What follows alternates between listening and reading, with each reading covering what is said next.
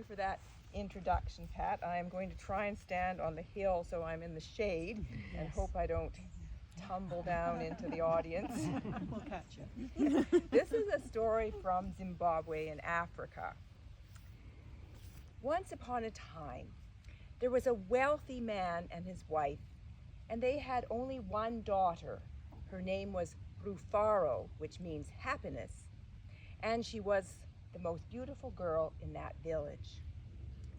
When she came to be of marriageable age, her father said, "I don't want you talking to any young men. You are much too good for the donkeys that live in this village. We will find a suitable husband for you." Well, the suitors came. They really came, one after the other. And they each tried to win Rufaro, but they could not get her to speak. They brought her presents. They told amusing stories. Some even tried some magic tricks. But she was an obedient girl, and she did not speak to them. Well, one by one, these suitors found other wives and had children. And Rufaro began to get kind of worried. She thought about her friends, and she said to herself, "All my friends are now married and they have children. And look at me, I can't even talk to a man. I don't think my parents want me to get married after all." But a few more suitors came, and she was still an obedient girl, and she kept her mouth shut. Well, this story of this girl who would not speak to any young men began to travel to the other villages. And one day, a poor boy from a neighboring village heard about this girl, and he went to his grandmother and he said, "Please make me a pot of rice and cow peas. I am going to the next village to court the girl who will not speak to any young men." "And what makes you think you're going to succeed when everyone else has failed?" Well, the boy, whose name was Chipo, said, "I have a secret plan." "Oh, well," said grandmother, "if you want to waste your time, that's fine with me." But she made him the food, and next day he set off with his pot of rice and cow peas, and he walked to the next village. And he learned where she lived and came to see the house in the near distance, and there, perfectly situated, was a large baobab tree. And he immediately set down his pot and began to tear off the bark and make the fibers into rope. And he sat down, and he was well into pulling down bark and making rope when Rufaro looked out and saw this strange boy there. Well, she was curious, and she walked down the path to the tree. The boy did not look up. He did not speak to her. He was busy making rope. She walked back and forth a few times. The boy showed no interest. She ran back up the path to the house, and she said to her parents, "There's a strange boy down at the baobab tree. He's making rope out of the bark. But he doesn't look up. He doesn't speak to me." Well, the father was a bit interested. This was not one of the donkeys from this village. Maybe he was something. Well, he suggested, "Put on some fine clothes and jewelry and go down and see what happens." And so she did. She put on her best dress, and she put on some jewelry. Her mother combed and styled her hair and oiled her skin. And back down she went. She walked back and forth. Still nothing from the boy except busily making rope. Mealtime came. He ate with one hand, made the rope with the other.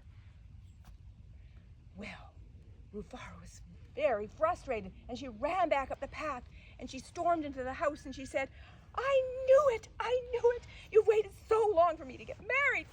I've turned into an old woman. Hush, hush, said her mother. Everyone knows you're the most beautiful girl in the village. Tomorrow, bring him food.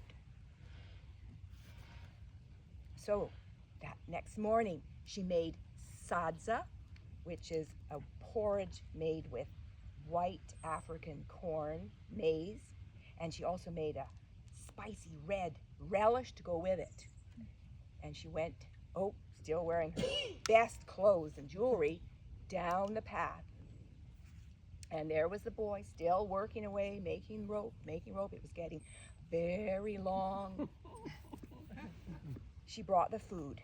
He didn't speak, but he washed one hand in the pot of water she brought, and then he ate the food, but still making rope with the other hand.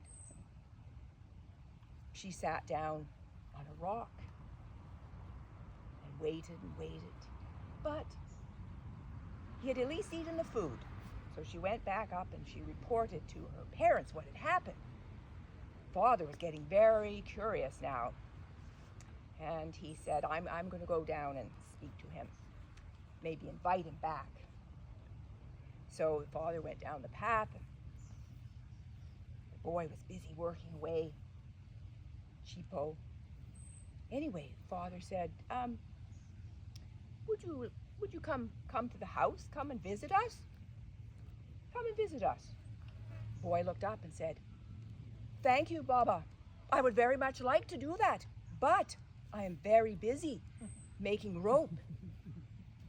My grandmother's fields are right next to a den of baboons, and she is worn out from trying to guard her crops.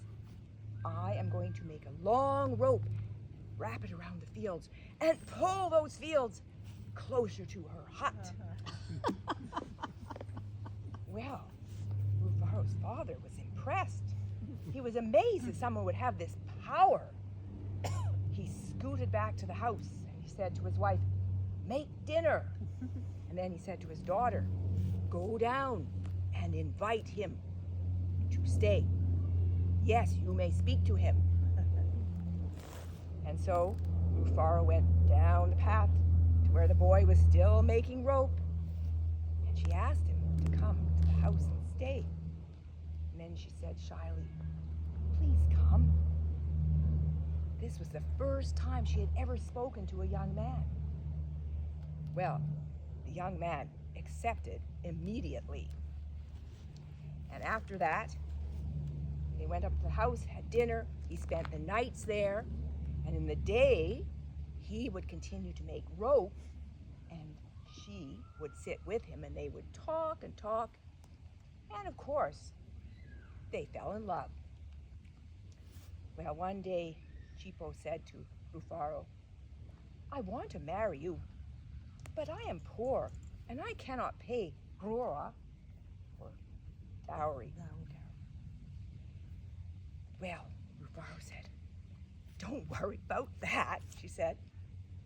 Just tell my father that you will move his fields closer to his house when you're finished with your grandmother. And so Rufaro's father was delighted with this idea and married his daughter to Cheapo immediately. And they went back to his village and lived happily, had many children. Well, one day, her father came to visit. Why haven't you moved my fields yet? He complained to his son-in-law. Rufaro looked at him and laughed and said, you didn't really think that anyone could move fields with rope, did you? We just said that to trick you so that we could get married. And besides, I couldn't stand another year of not talking. Well, Rufaro's father was annoyed with his clever daughter. But he liked his grandchildren when he met them, and he forgave her. And that's...